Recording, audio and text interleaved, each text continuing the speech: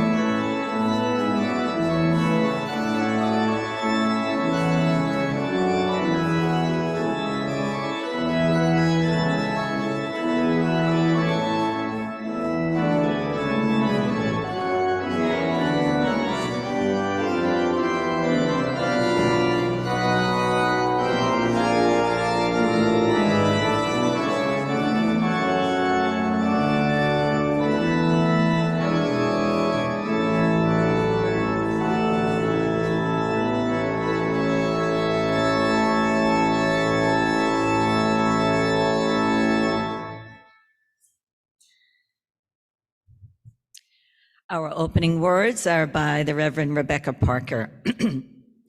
We meet on holy ground, for that place is holy where lives touch and love moves and hope stirs. How much we need this moment, the time to be in reverence before the ultimate, the pause that renews, the interlude that refreshes, the space that gives us room to be. We meet on holy ground, brought into being as life encounters life, as personal histories merge into communal history. May our souls capture this treasured time. May our spirits celebrate our meeting in this time and in this space, for we meet on holy ground. Come, let's worship together.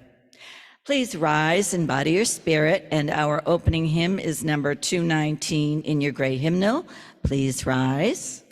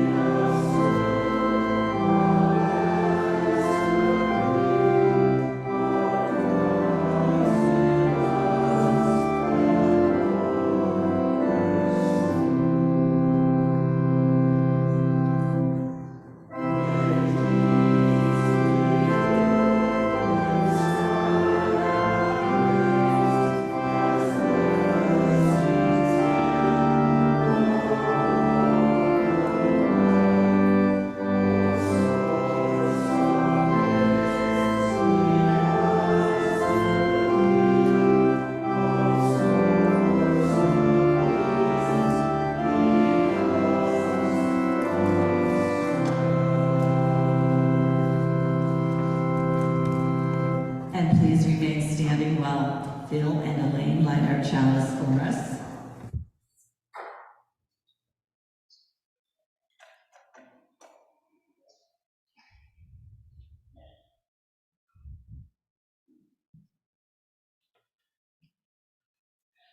Let this flame be to us a symbol of the wholeness we seek.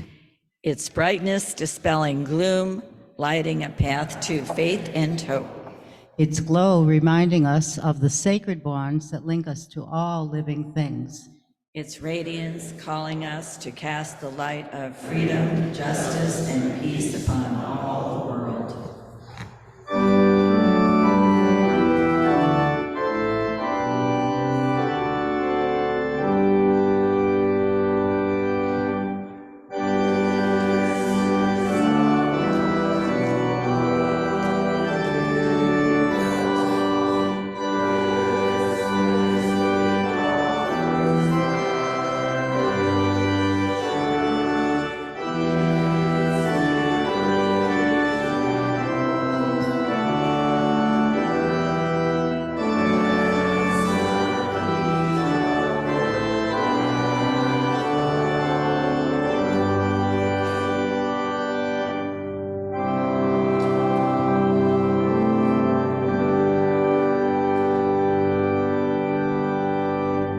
Please be seated.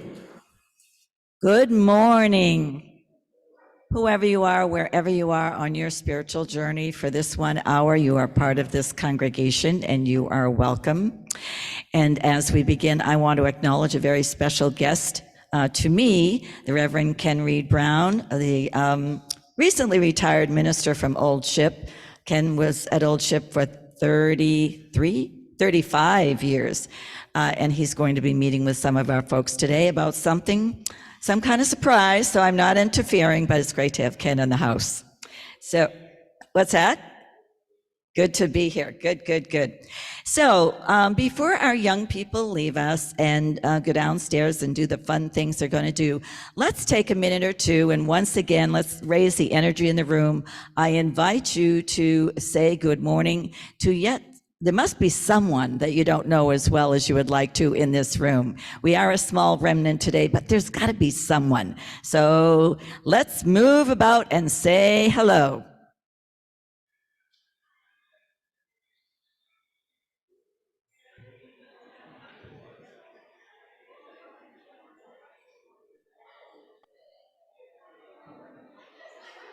Hi, everybody on Zoom. Hi. Morning, Sherry. Good to see you all.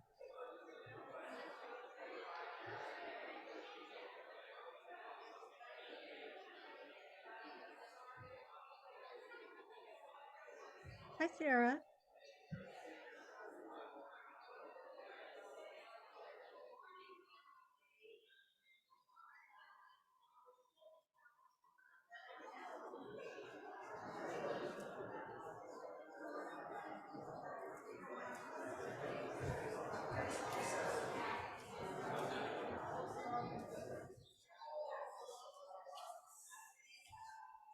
All righty, we'll start moving back to our seats.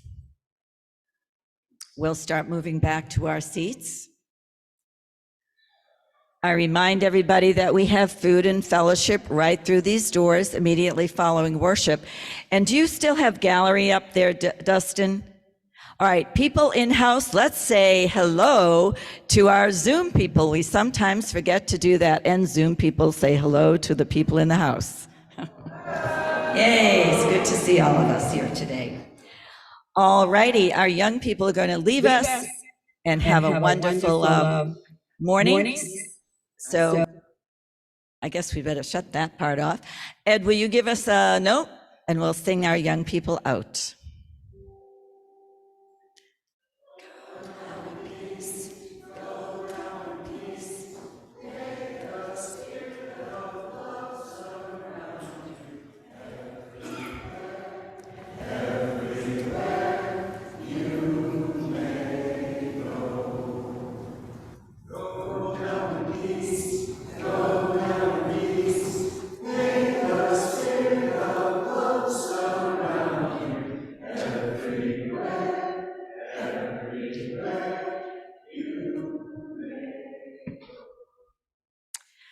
Okay, my friends, we've come to the time in our Sunday morning together for the sharing of joys and concerns, what you've brought with you this morning, what's on your mind, in your heart.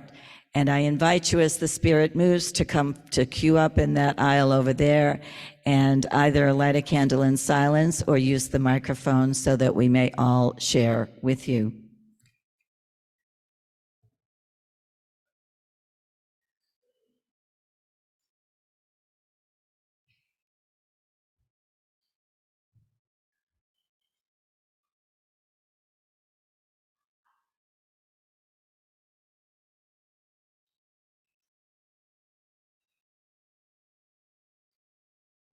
And I'm going to begin. Tomorrow is the 10th anniversary of the Boston Marathon bombing, and I invite us just to pause for a moment of reflection.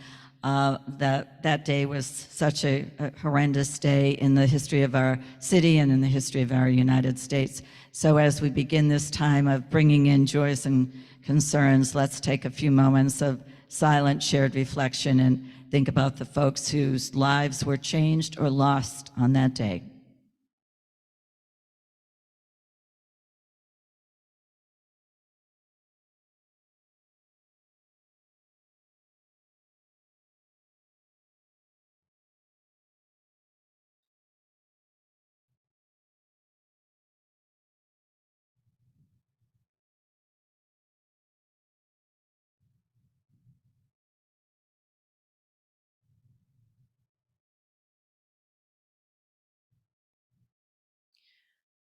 But this is a time for joy and concern. Jay Bray, are you running tomorrow?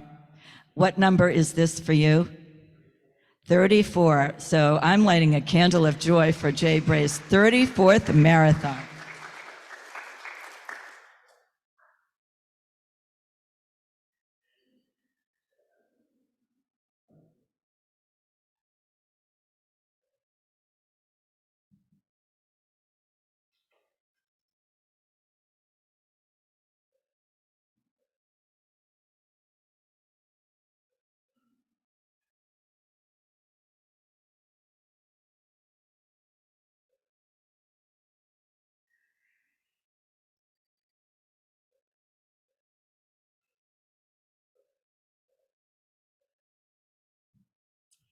Good morning. I'm lighting a first candle of concern for my larger Penn Venn family.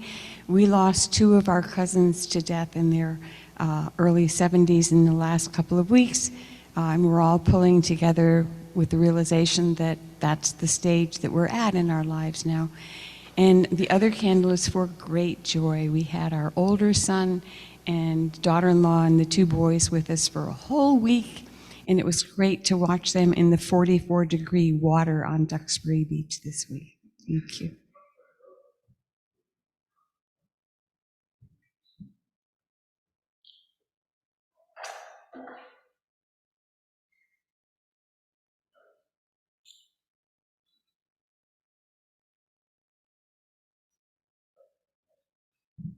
Good morning, Ted Lillis.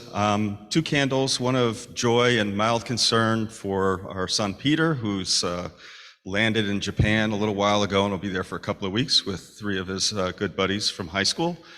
And the other is a joy and remembrance for, today is Eastern Orthodox Easter. And today would be the day that, as a kid, remembering this tradition, we would be getting our red eggs and we'd be cracking them against each other, and whoever had the solid red egg at the end of the day was going to have good luck for the year.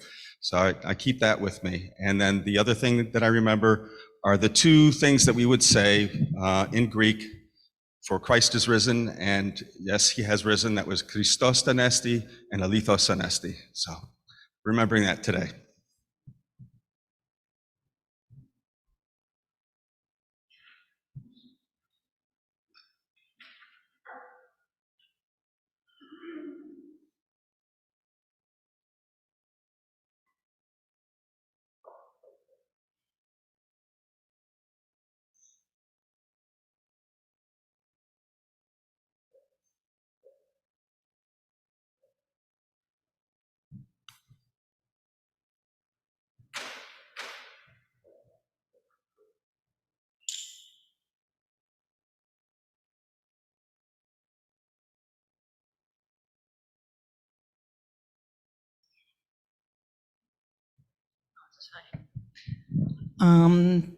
Candle of great joy that it is spring and I'm out there in the garden. Things are coming up out of the mud and birds are nesting and everyone's tweeting and everyone's happy. And it's just such a hopeful time of year that we're back, you know? And a candle of sorrow. How many of you remember Jackie McClellan, a member of our church? She just passed away. She was a really integral part of the Duxbury Thrift Shop. She was one of my team. We worked in the thrift shop, and she was lovely and generous and fun and just really sweet. So I'm sad that she is gone.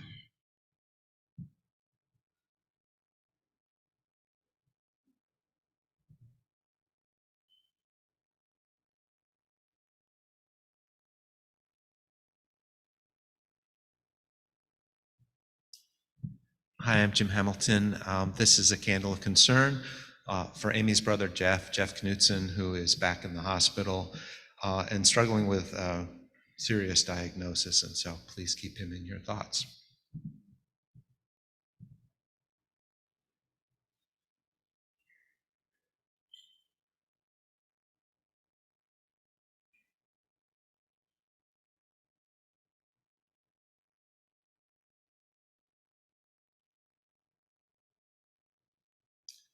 I'm Karen Senke. I have a lot on my heart today.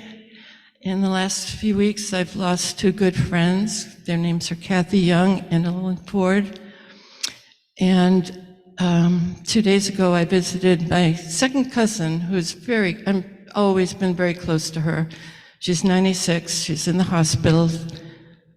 She looked to me like she was dying, but the nurse couldn't talk to me, and I reached out to her sons to find out how close, and I don't know. She's been through this before and come back, but she's on my heart no matter what, because what she comes back to isn't so good. And a kindle of concern for both of my sons. I had a 5-hour-long conversation with my old son last night, which was very upsetting, as they often are. And I just, kindle of hope for both of them. Thanks.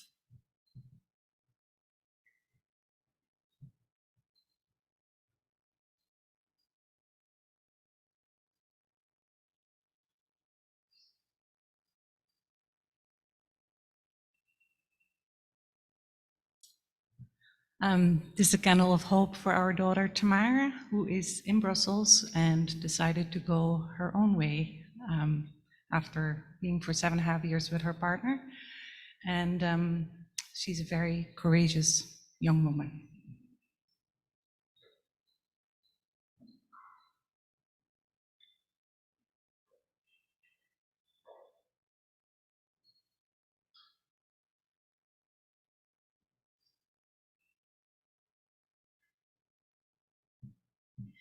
This final candle burns for joys and sorrows deeply felt but not yet spoken. The morning's offering will now be given and received to continue the work of this beloved community of faith.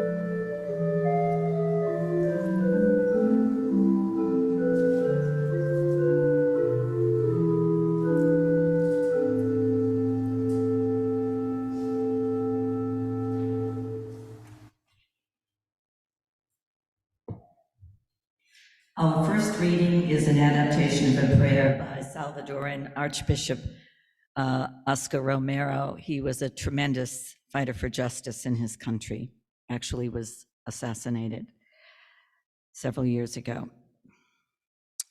Nothing we do is complete. No statement says all that could be said. No prayer fully expresses our faith. No confession brings perfection. No pastoral visit brings wholeness. No set of goals and objectives includes everything. This is what we are about. We plant the seeds that one day will grow. We water seeds already planted, knowing that they hold future promise. We lay foundations that will need further development. We cannot do everything, but there is a sense of liberation in realizing that. And this enables us to do something. It may be incomplete, but it is a beginning, a step along the way. We may never see the end results, but that is the difference between the master builder and the worker. We are workers, not master builders, ministers, not messiahs. We are prophets of a future not our own. Here ends the reading, and we now have a video interlude, and I want to set it up for you all. So Joan Baez and Representative Justin Jones met serendipitously in the Nashville airport this past week, and this is the product of what they did together. And I think it's really inspirational to realize that Representative Jones is 27 years old, a little older than Joan Baez was when she first sang this song at the age of 22 at the March on Washington.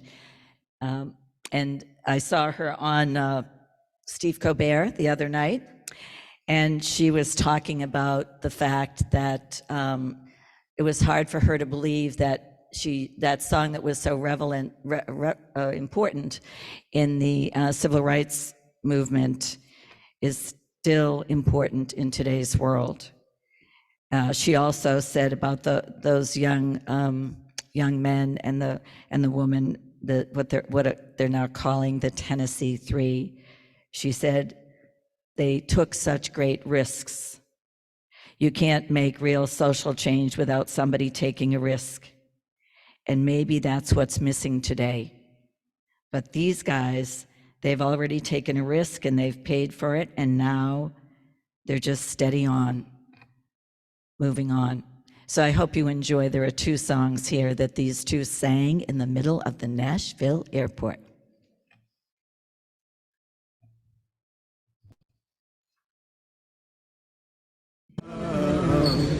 We shall overcome someday.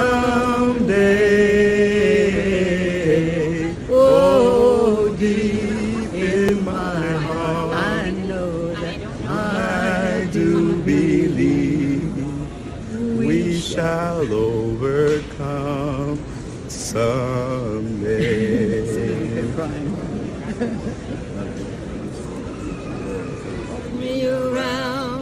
Turn me around, ain't gonna let nobody turn me around. Keep on walking, keep on talking, marching up to freedom land. All right, ain't gonna let nobody turn us around. Thank you, my friend. Bless you. So you can see a little more on YouTube, but it was just amazing that these two came together in the airport and sang together. It was, just so serendipitous. Our next reading will be offered by Barbara Balboni on Zoom.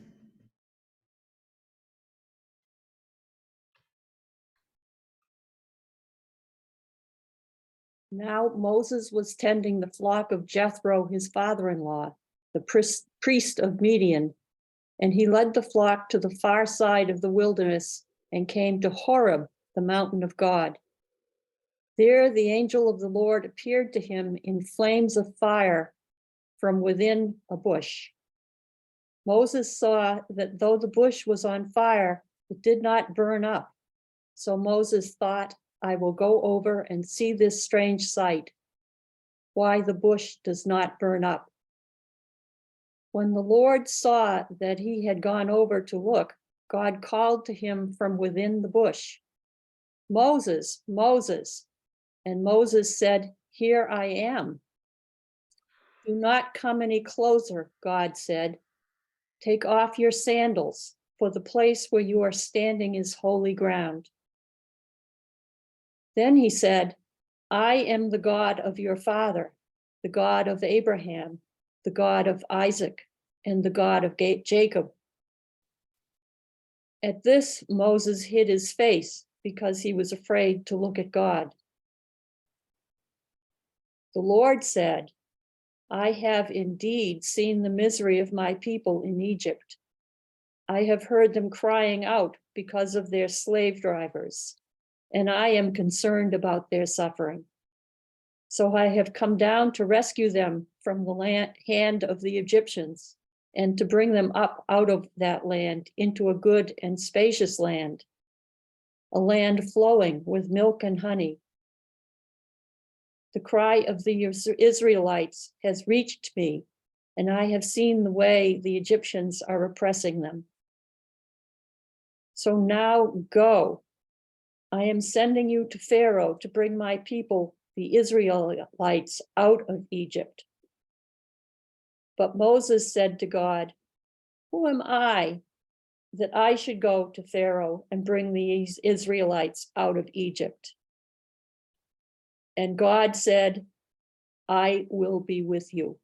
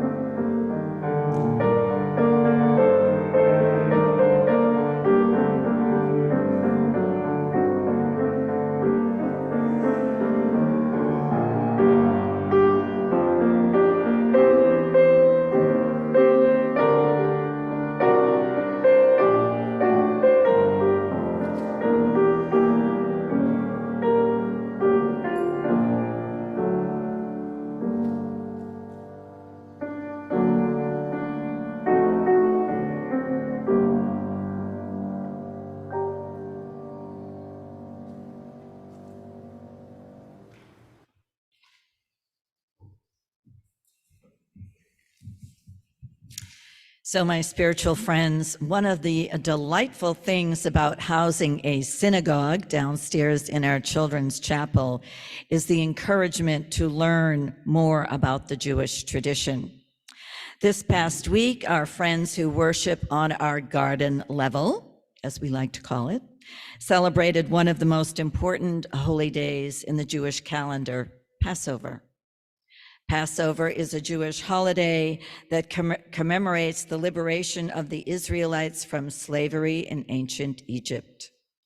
The Hebrew Bible tells us that the story of Passover begins when Moses acts on God's command, approaches Pharaoh, and demands that Pharaoh let the Israelites go free.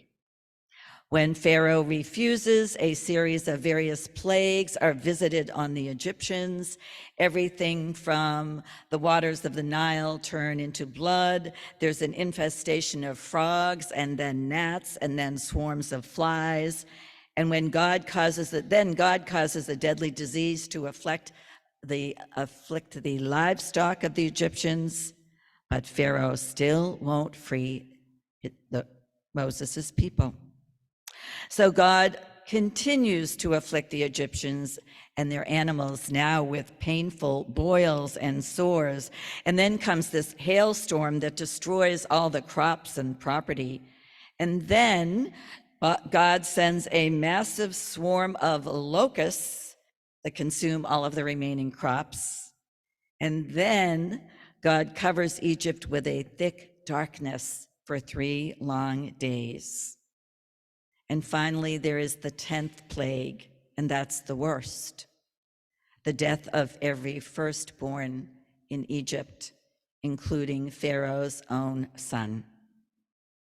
But God tells Moses to warn his people. They must kill a lamb and spread its blood on the doorposts so that the angel of death would pass over their homes and their firstborn would not die. Finally, after all this, Pharaoh gives in and he frees the Israelites, and they quickly get all their things together, and Moses starts leading them towards the water. They didn't have time to let their bread rise before they left. So to commemorate this, our Jewish friends eat matzah, or unleavened bread, during Passover. Anyway, Pharaoh eventually decides he's going to pursue them as they head for the sea. Moses leads them to the edge of the Red Sea, and then comes that famous scene. I admit that when I think of Moses, I always think of Charlton Heston. That's dating me, I know.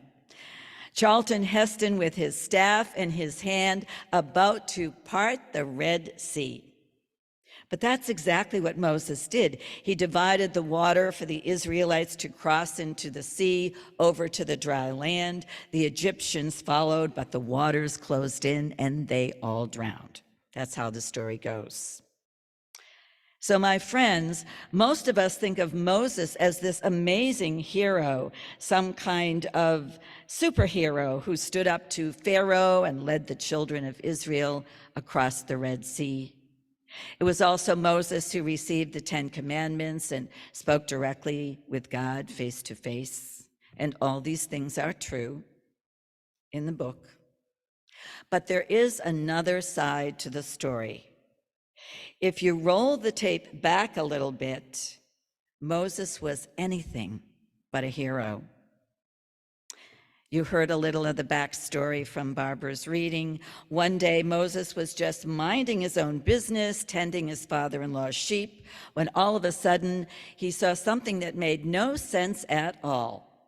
A bush was burning, and that could happen. Maybe it was struck by heat lightning.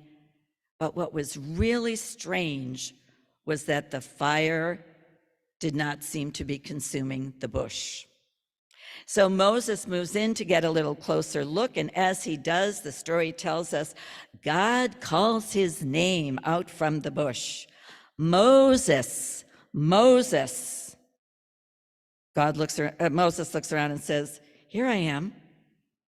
And then God says, you must go back to Egypt, where I have seen my people in their travail. You must lead them to freedom. I am sending you to Pharaoh, and you must convince him to let my people go. Well, Moses is flabbergasted by this charge. And for a long time, he argues back and forth with God. Who, me? But who am I to do this thing? I'm nobody. I can't face Pharaoh. I can't even talk correctly. I stutter. I get all tongue-tied. My brother Aaron, he's very articulate and very persuasive. I think he's your guy. But over and over, the voice out of the holy fire repeats the call. No, it is you I am speaking to. I need you to go. My spiritual friends, Moses was human like the rest of us. He could have opted out. After all, he really didn't want any part of this. He didn't want to have to tangle with Pharaoh, the most powerful man in the world. And he didn't think that he had the qualities for the people of Israel to follow him. But then Moses asked himself a question that we, as people of faith like Moses, that we ask ourselves from time to time. And the question is this: what will I risk for the healing of the world? What will I risk for the healing of the world? My spiritual friends, biblical scholar Walter Brueggemann cuts to the core when he writes this: passive waiting for God's justice and deliverance does not fit in the model of the Exodus story. Moses was not God. He was not perfect. He was not ready, yet he was called, and he took the risk. Eventually, both Moses and his brother Aaron did go as a team.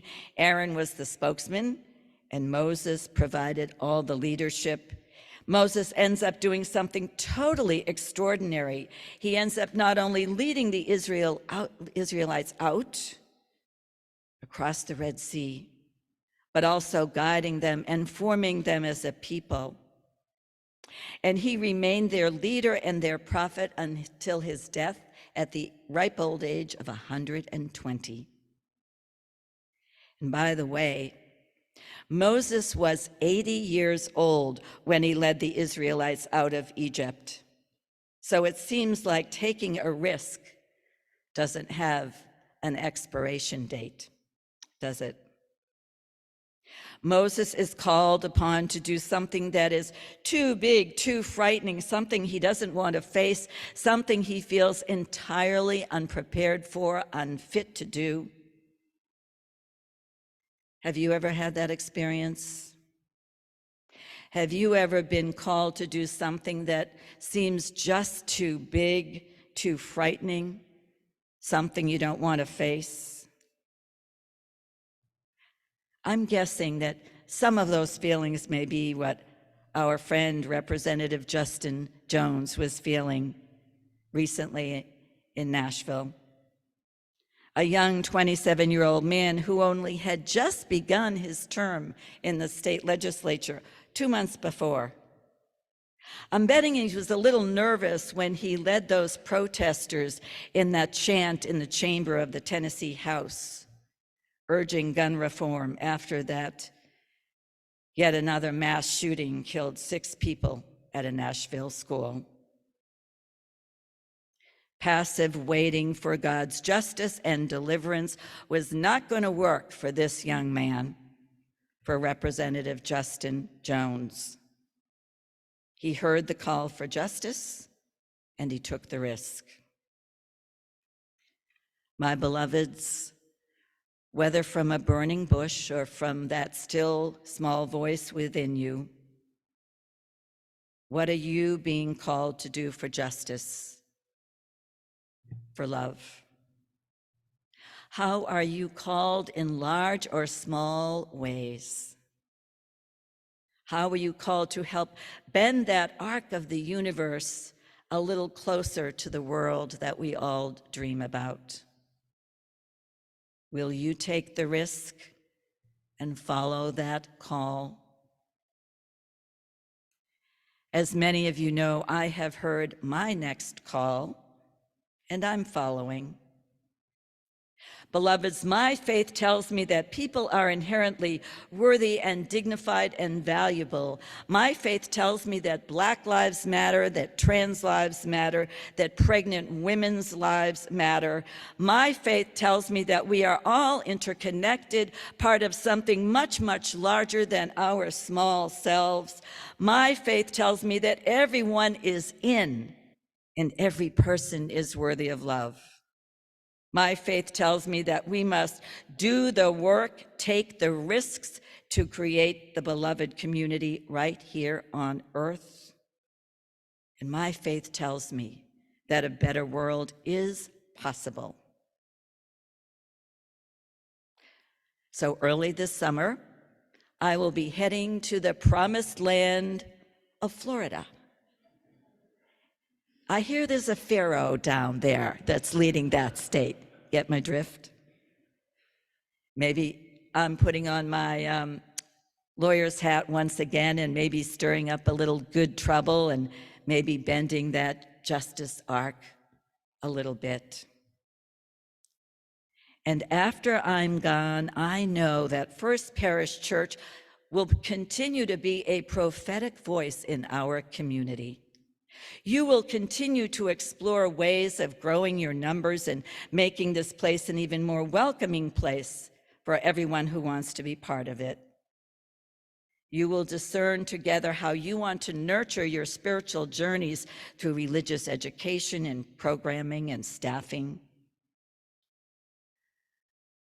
My friends, the times ahead for both you and me are kind of scary, aren't they? Change is risky. Upsetting the status quo is risky. Inviting the instability of transformation, it's risky. But in the end, taking the spirit-filled risk that is what makes people and congregations come alive. It makes them thrive. It enables them to achieve their vision and live their lives with purpose.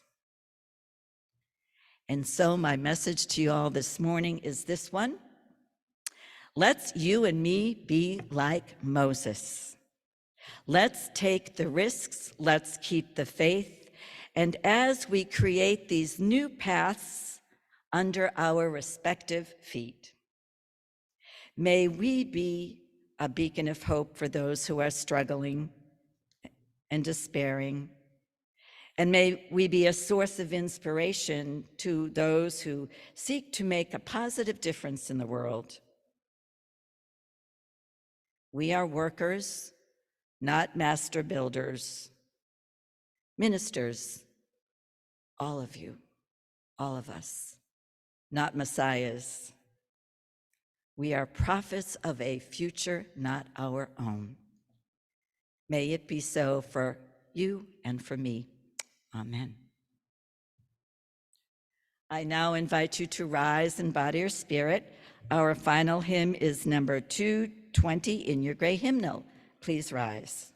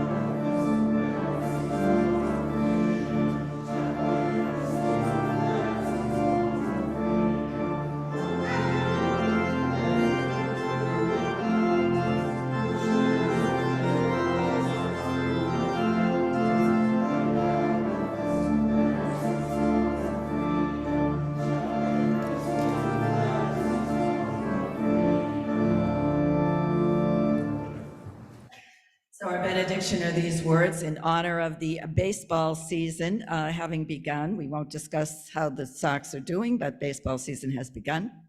Progress always involves risks.